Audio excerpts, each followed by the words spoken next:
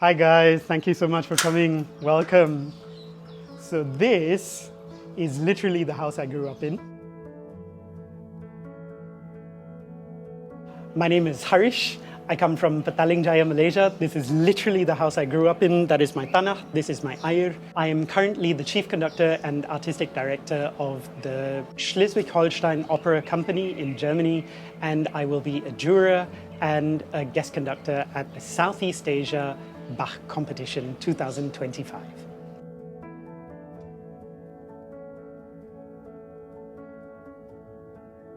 Indian classical music played a very big role in my childhood when I was growing up, but then later on I started playing piano when I was 6, and I grew more and more into Western classical music because maybe that was just the kind of music that was best suited to my talents. Actually, that there was never a first point of contact because music was always around me as a kid growing up. Even on silly car rides to wherever, we would sing non-stop, and everybody in my family is, I would say, quite innately musical. My dad said earlier that he doesn't really have any musical talent to speak of, but that's not true. He feels music as much as everybody else, and music was a very central part of my childhood. So there was no starting point to that. I guess my birth was the starting point. I would almost say that it was not a conscious choice, but it was a slippery slope. It just became a bigger and bigger and bigger part of my childhood. When I was 12, I was playing piano for 8 hours a day. I was just sat in my room, playing or composing or doing some weird musical activity or transcribing pieces. I used to transcribe a lot. It was just something that became such a big part of my life that I couldn't not do it anymore. And I can remember the point though when I said to my parents, I was a teenager then, maybe like 13, that I wanted to be a musician, and my parents were, typically all Malaysian parents probably do, be a lawyer, doctor, engineer. Those are the traditional Indian acceptable jobs. I tried to, do some research, and at that point we already had internet here, and I was, Googling, well, not Googling, Yahooing stuff at the time, and just said, okay, these are my career options, and I, won't end up homeless and starving. I was an exchange student after school. After I finished SPM, I just wanted to escape and see something new, and I really didn't care where I landed. My only criteria was I wanted to learn a new language, and in that year, Germany was almost the only non-English speaking country on offer. So I applied for an exchange year in Germany. One thing just led to another. I met my later professor, Constanza Eichhorst, who I studied piano with in Lübeck, and I knew I wanted to do conducting, and so I left Malaysia maybe 22 years ago, but haven't been in Germany for all that time, right? I lived in many different countries, and that helped to build my career, but also especially winning the Jorma Panula conducting prize was a particular stepping stone. In the position that I'm in now, I'm chief conductor for the first time in my life, which is quite special for me because not only can I conduct a lot, which I've already been able to do in my career, but more importantly, I can decide what I conduct. And so I'm in a position where I can include a lot more diversity in our narratives.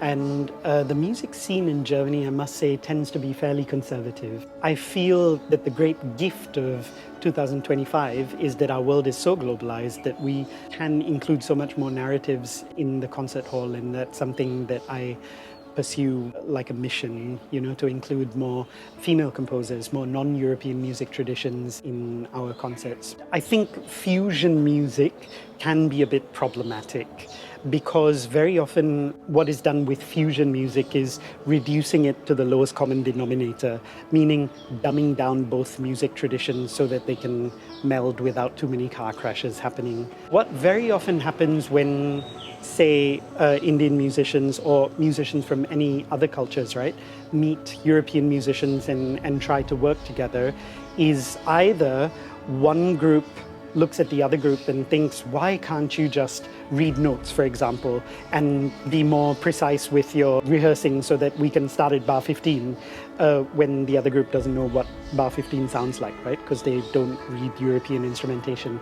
And then you get this sort of sense of hierarchy. Or, in fact, the other group thinking of the first group, why can't you just improvise in a 15/8 bar without having every single note spoon-fed to you? You often have this situation where you're judging fish on how they can climb trees, and that's not a fair way to meet each other in life. And so I do feel that having grown up with so many different musical traditions, not just Indian classical music, but, down in Section 14, sometimes there's Chinese opera staged, and that was also part of my musical influence growing up. It has given me a sense of respect for many different musical traditions, yes. One thing that I would say was possibly most damaging for me in my musical journey was having chances too early. I had a chance to debut with a very, very good orchestra after having had only basically 2 months of conducting lessons, and I did a horrible job. The orchestra treated me particularly badly, and that can be very damaging. Of course, for young people, especially young conductors, it can be so frustrating starting this journey because nobody gives you chances. And then if too big a chance comes too early, that can be as bad as not having chances at all. My advice for young conductors would definitely be to run the marathon, not the sprint.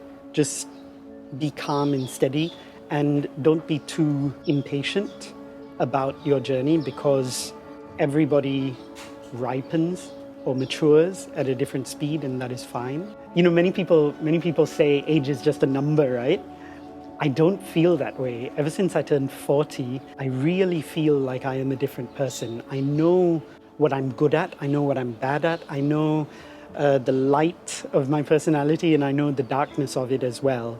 And I am so accepting of it.